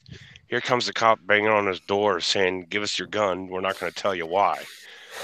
And it's an illegal seizure of property. These gun bans or these red flag gun laws are an illegal seizure asset of property. Forfeiture. Yeah, and you have to prove your quote unquote worthiness to own the gun, which is bass backwards. Right. You don't have to prove you're innocent. We have innocent until proven guilty. And Maryland's had a backdoor licensing of guns since Sandy Hook. Mm-hmm. It's a backdoor FOIT card. Which, by the way, for the people in the chat who don't know what I'm talking about, Indiana, was it Indiana or Illinois? Illinois, firearms owner's identification card. Mm-hmm. It's a license just to own the gun, and Maryland is actually doing it to where you now have to be licensed to buy the gun. Yeah, and it's a backdoor registration, which they've had backdoor registration since the 80s. Yeah, and just the challenge has never made it to SCOTUS. And we live in a federal republic. Yep. People will vote with their feet. They did with the millionaires tax. People who want and need to own firearms will leave Maryland. I'm a prime example of that, dear. I moved to Virginia 10 years ago from Maryland. Mm-hmm. I went through. I had to go through the entire process for concealed carry in Maryland. I went through that process 3 times, and each time, by the time it got to the local sheriff, the sheriff decided, his reason's not good enough. I'm not going to give him the license. I moved to Virginia. Within 6 months of moving to Virginia, I decided, okay, time to go try to get my concealed carry in Virginia. I walked up to them. I'm sitting there talking to the girl at the police station about the paperwork and all that. She says, "Well, have you been through any kind of concealed handgun or any handgun training classes?" Yes, several. Were any state sanctioned by the state you lived in? Yeah, 3 times in Maryland. And here's my qualification scores. Here's all this stuff. They said, "Oh, we just need a certificate saying you completed the course." Okay, fill this out. It's $30, I think. Mm-hmm. It was $30. They said, "Okay, here's your receipt for the paperwork, and here's, give us this certificate. This is good. Here's your temp card, and you'll get, Yeah. Here's your receipt for it. After 30 days, if you don't have your little letter that says go to the DMV and get your picture taken for the license, If you don't have that, this receipt is your license. Okay. Oh yeah, it's my husband went over to one of the gun stores here in town, the one that's right across from the state police headquarters on Midlothian, and I know exactly which one you're talking about. signed up Midlothian. for. Yeah, Scotland. yeah, I know. And there's also in Midlothian in Virginia, as well as in Texas. Very original names. Yep. That's all right. Y'all gonna love this one. When you think about Facebook games, Prospero and I are not far from a town called Farmville. Yep. So yeah, this Ferndale place there. It does say 2 police officers ordered to remove firearms. They arrived at 5:17 a.m. to remove the guns from the home under a new law that temporarily allows people to take your goddamn guns. So a man, later identified by police as 61-year-old Gary Willis, answered his door with a gun in his hand. Sergeant Davis said the man put the gun down, but then, according to a police press release, Willis became irate when officers attempted to serve the order. Willis picked the weapon up again. A fight ensued over the gun, and a shot fired, Davis said. The first shot didn't strike anyone, but the officers then fatally shot the man. He was not the smartest in his behavior, but they shouldn't have been there in the first place. Neither of the officers were injured. Their names weren't released because people would want to hang them. It wasn't clear why the red flag order was issued. A spokesman for the Maryland judiciary denied a request from the Baltimore Sun to release protection order requests, which sounds kind of fishy, associated with the home, citing the law which states the orders are confidential unless a court rules otherwise. Michelle Willis, the man's niece, told the Baltimore Sun that one of her aunts requested the protective order against Willis, but she declined to say why. She said police stopped by the home to speak with her uncle Sunday night. Obviously, it wasn't more than just to speak with him. He lived above the garage, and several other family members also lived in the home. Those who were there during the shooting were being questioned by police Monday morning. Willis said her uncle likes to speak his mind, but wouldn't hurt anybody. I'm just dumbfounded right now, she said. They didn't need to do what they did. Maryland is one of several states that passed the bullshit red flag laws since the high school mass shooting of a kid earlier this year. Maryland's law, which went into effect October 1st, is more broad in that it allows certain healthcare providers to seek an order in addition to family members and law enforcement. Yeah, that's just fucking wonderful. Yeah, it's a busybody law, and the sad thing is that the cops are going to end up with a bunch of cluttered nonsense instead of it being a legitimate concern. People are going to do this shit frivolously. They're going to pay somebody back they don't like. Yeah, pretty much. I mean, we do it all the time with kids. Why not guns? Mm-hmm. I mean, it would be kinder if you served a green warrant, a temporary detention order on the guy, had him, interviewed by a psychiatrist, and then went from there. But, no. This is not being properly vetted, and it's just the road to hell is paved with good intentions. And these well-intentioned fuck nuggets keep getting people killed. Yeah, they really do. Tedious bastards. Yeah, they are assholes, aren't they? And of course, everybody's going to go, well, he shouldn't have got upset at being woken up at 5 a.m. and people trying to take his guns. It wasn't the smartest thing. You know, you're always better off, and this is why they tell you don't aggravate the cops, you know, like the idiot sovereign citizen crowd, and just take the ticket, fight it in court. I fucking love watching sovereign citizen videos. They are such spazzes. They're convinced they know the Constitution, and it's like, Sparky, not really. Even though the Constitution wouldn't apply to them because of the citizenship of nowhere. Yeah. Well, the thing is, the whole sovereign citizens, especially in the U.S., they cite one line of the Articles of Confederation which were rendered invalid the moment the Constitution was signed. Yep. Yeah. None of it would apply to them anyway because the citizen of nowhere, clearly. So why would it apply to them? Well, they're working off the document that originally was used until the Constitutional Convention was held. Right, and even in that sense, they're still wrong.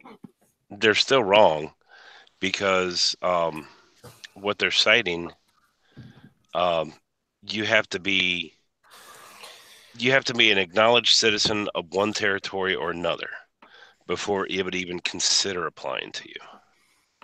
Mm-hmm. And the only thing it does is it was turned into the interstate. The general term nowadays they use is reciprocity, but it's the set of laws that Congress is supposed to, or the set of rules that Congress is supposed to do, is enforce licensing in one area to be recognized in another. And in the Articles of Confederation, it says somebody from one area must be able to travel to somewhere else without being bothered by the people in the middle. That's it. Right. I'm not driving, I'm traveling. Well, Right. You're traveling in an automobile that you willingly had licensed. Yep. And you willingly registered it. And you willingly got a driver's license. So your argument is invalid.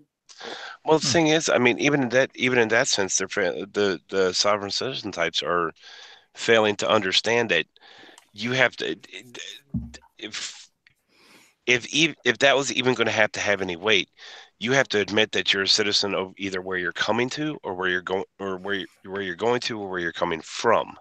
Yeah, you're not a stateless being. Right, and you have to follow the laws of where you're coming from or where you're going to. And in all cases, there are laws against speeding and driving recklessly. Oddly enough. Because if you're driving from Virginia to Maryland, you're not going to Montana, where there's no speed limits on a couple roads. So shut up. You know, I have to give the cops some credit for not just, after a while, they get fed up and they just take the billy club and bust the window in and drag the asshole out and arrest him for being a douche canoe. Well, you know what the wildest one of those sovereign citizen ones that I've ever seen? The one I love the most. Did you ever see the truck driver in New Mexico? No. He went up to one of those border checkpoints there and tried pulling that sovereign citizen bullshit on them. Problem with that, you know, they did the whole I know my rights and you can't search me and you can't ask questions and all that. Thing is, he did it in a tractor trailer in a big truck. The thing is, to receive that little license that says you are allowed to drive a tractor trailer, you have to, in every state that I know of, you have to sign this little agreement. This little agreement says that right to search and seizure, to hold this license, you agree that that is waived. The police do not need a reason to pull truck drivers over. And you agree to that to own that license. Oops. So he had a CDL. Oops. Yeah, he did it in a tractor trailer. Yeah, moron. And if I tell you what company he worked for, All you're going to say is, "Oh, that makes sense." He was a Swift driver. Oh, Jesus. All right. Next up. In news of the retarded, what's up next? Wasn't it just Headline? news in general? Yeah, the first one is a headline that just annoyed me. Celebrities are going to protest over George's passing of the heartbeat bill, stating that if a baby has a heartbeat, you can't abort it. Celebrities are going to protest that. Yeah, of course they will. Which celebrities? They didn't say. I couldn't tell because What do you think? What celebrities do you think? I mean, seriously, most celebrities probably. Alyssa Milano. Oh, Definitely. yeah, definitely. Alyssa Milano will definitely. Yeah, it was a video, so it wasn't an article I could read, but that was the headline. And I was like super happy that there are some states that are actually, I don't know, being good to babies. In all likelihood, the heartbeat law, if it gets to the Supreme Court, will get struck down. They're going to come to some compromise pretty soon, as far as like a 20-week and no go after that. Yeah, like how is the Supreme Court not struck down New York's passing? Because it hasn't been brought before them yet. It has to be. It's a whole process of writ of certiorari and standing to bring cases, and it's got to make its way through the lower courts before it goes to the Supremes. And how the hell has it not been put forth there yet? Like how the? I'm sure there's a process. Yeah, the thing is, blind girl, there has to be somebody who has standing, who has that's why take Heller. The Heller decision, which was 2008, I think it was. I think so. That's what that is. The Heller decision in 2008, where the Supreme Court decided to. Before the Supreme Court decided to even hear that, it was directly challenging Washington, D.C.'s anti-gun laws, which had been in place since 1975 or 76. So it took over 30 years for that to come to the Supreme Court.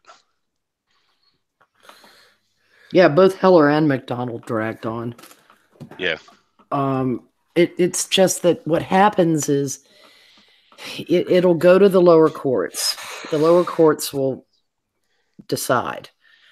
Then there's the appeals process. Then you go through the appeals process. Then it ends up, the appellate court makes whatever decision. Then it's back to the lower court. Then hopefully you can get it moved into a federal district court. But then there was the appeals process. And then from federal district court, they're just hoping the person's going to die before it gets to the Supreme Court. Yeah. And it is insanely expensive to do it as well. Mm-hmm.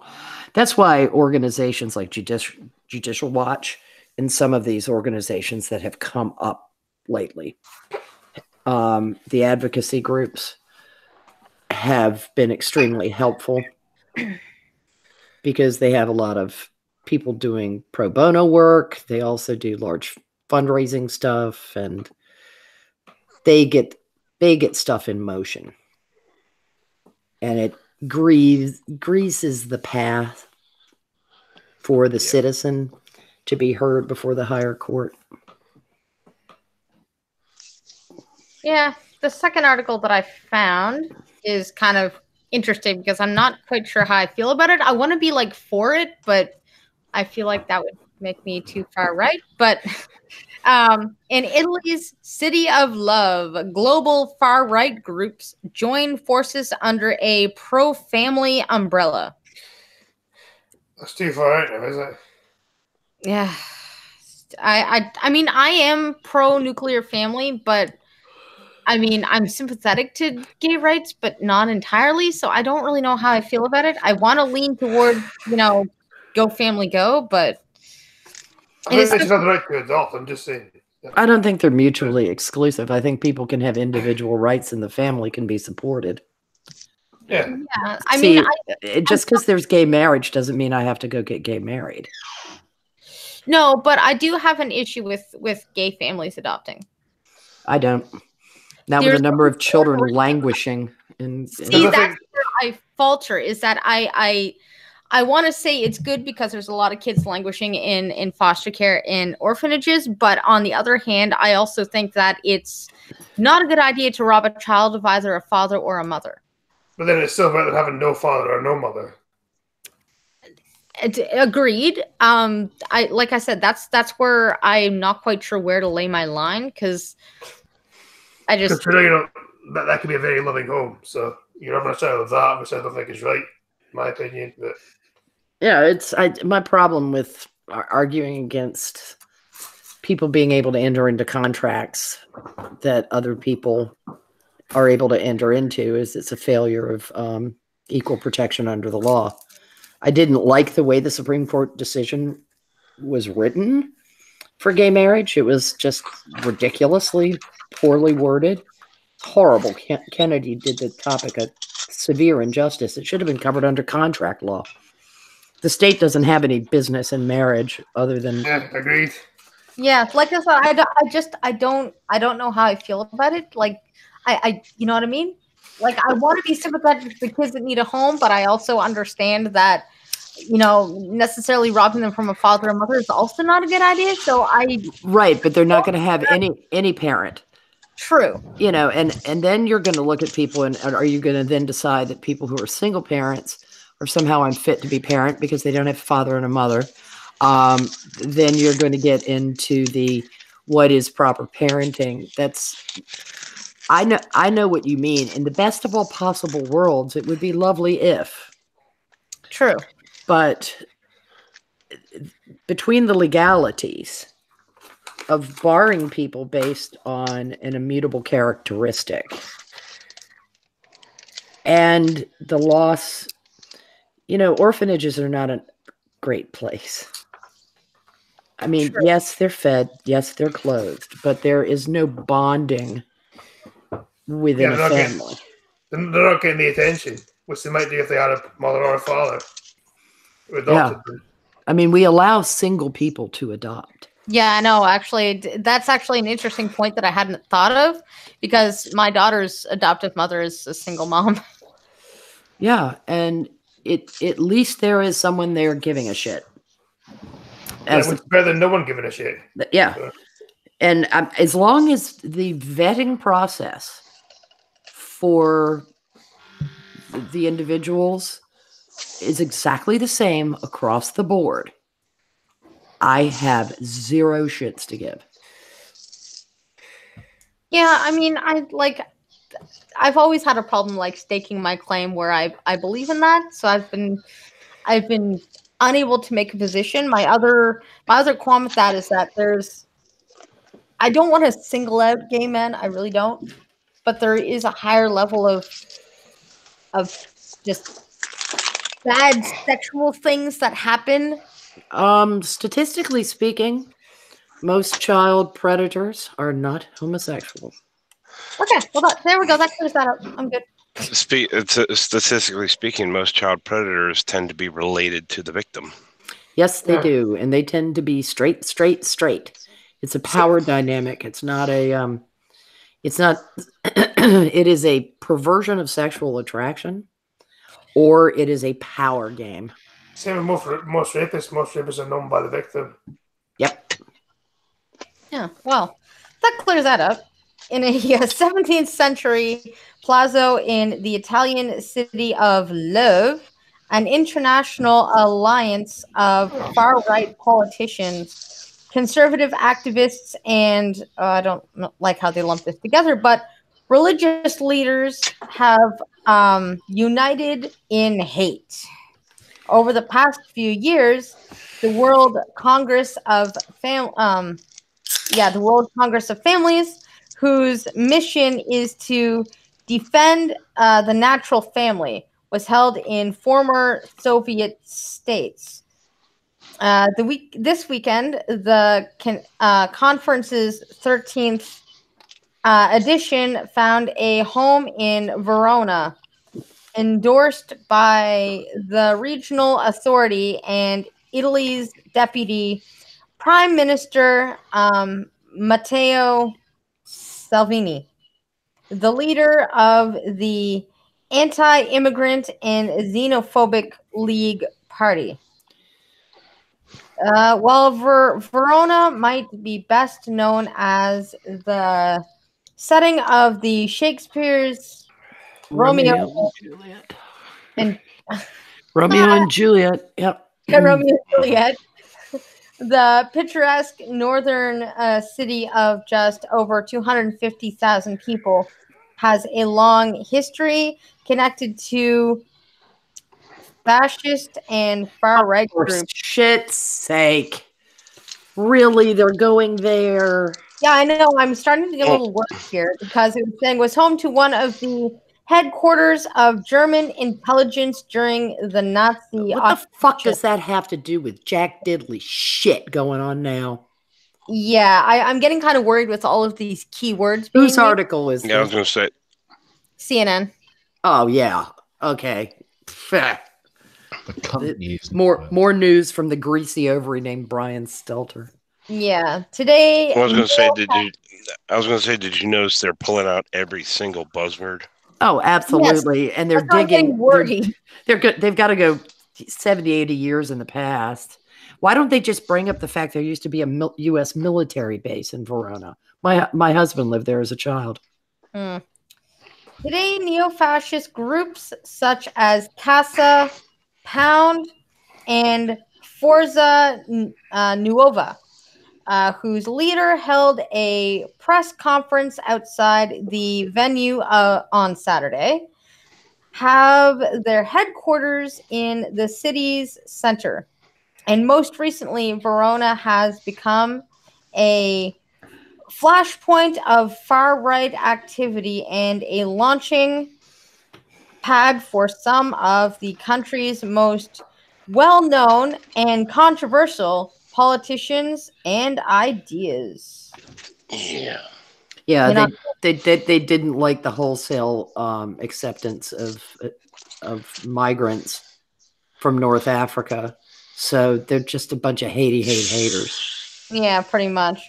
In October, Verona's mayor, Federico Spoar,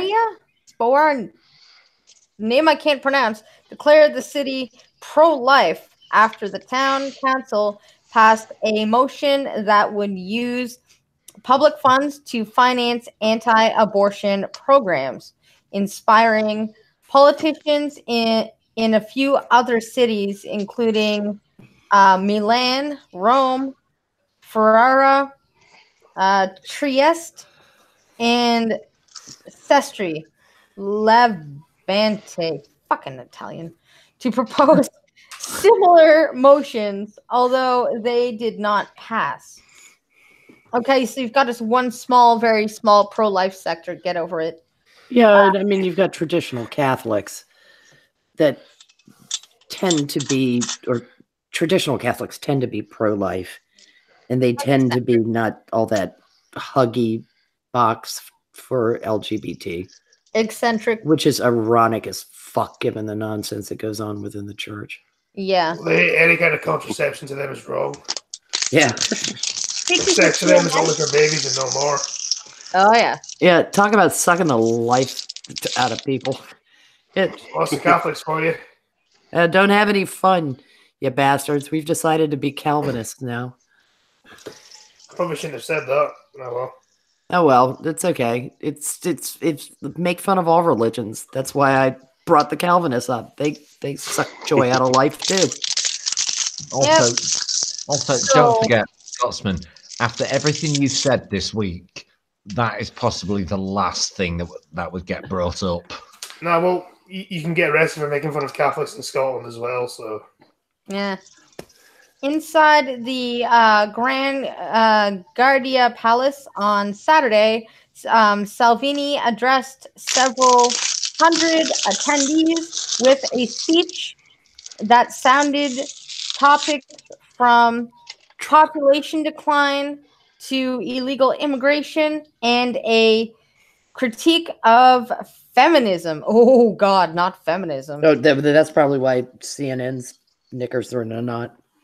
The feminists that speak of women's rights and are the first to pretend to not see what is the first, only, and major real danger in 2019 for rights, social achievements, freedom to work, study, speak. They put study in here twice. Study, dress as you like, and it's not the World Family Congress. It's Islamic extremism, a culture where the woman's value is less than zero, he said. And I actually kind of agree. Yeah, the left has a major problem with Islam because it's all pro-feminism, but pro-Islam also. It's pro-LGBT and pro-Islam also. You're not supposed to be able to exist with that degree of cognitive dissonance. I mean, that's a sign that you are insane if you can tolerate that degree of cog diss. Yep.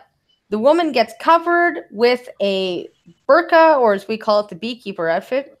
The woman doesn't have to leave the house.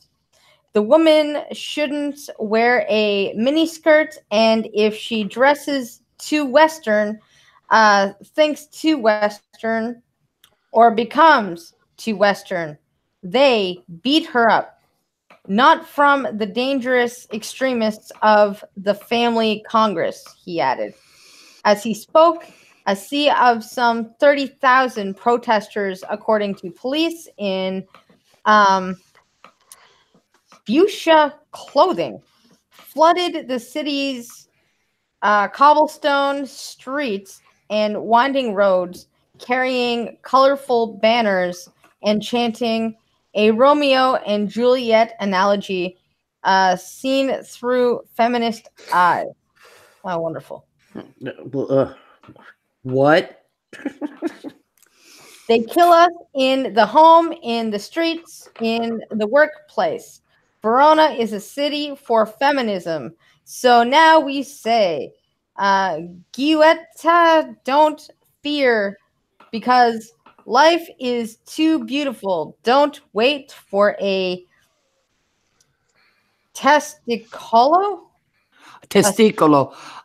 Giulietta. They're speaking of Juliet and testicolo. Yeah, they call it a slang word referring to an idiotic man. Yeah, in other words, he's a ball sack. You know, he's got the brains of a sack of nuts. In fair Verona, where we lay our pronouns. Yes. Yep.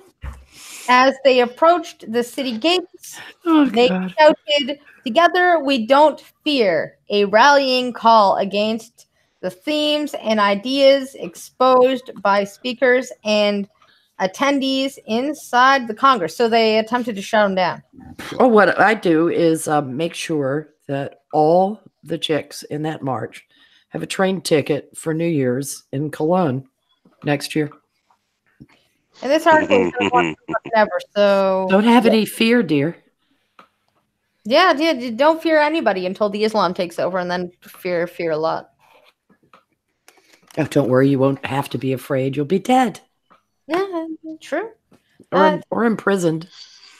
Because bleach kills cancer. Jesus, CNN and their florid writing. I swear to God. Yeah. Julieta, have no fear. You don't need a testiculo. Oh, God.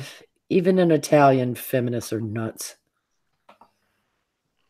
Yeah, so on that note, we got some shilling to do. A minute. Subscribe to me. Subscribe to me. And who are you? I'm me. You're supposed to say, I am I, Don Quixote. So to me, if you haven't already, I am free above Peter Elmond, and I want to go more above Peter Elmond than I already am. Well, by Prospero's advice, I am I, Don Quixote, the Lord of La Mancha. My next show will probably be on Destroyer of Tuesday. evil, Lemon. Reached. My next show will probably be on Tuesday. So yeah. Yeah, watch. and watch Minions at the Zoo, 11:30 at nighttime. Prospero's there a lot, so if you want more intellect, go check her out. So yeah. Seriously, Pumpkin Trucker, almost daily dash cams. Yeah. And my links are in the chat. They're under Salted Nuts. There's Mank Pete, which is my Twitch channel. I'm now doing regular streams on there as opposed to just doing it whenever I fancy. I'm actually tying it down and only doing 3 days a week. And my YouTube channel is on there. I am, because of that new schedule on Twitch, that means I can start making content on my channel again. Excellent. I'm putting Pumpkin Trucker's link in the chat. It's gonna happen. Thank you. Well, I know that I've actually got a couple of videos planned, actually. Only taking the piss, Peter. Only taking the piss.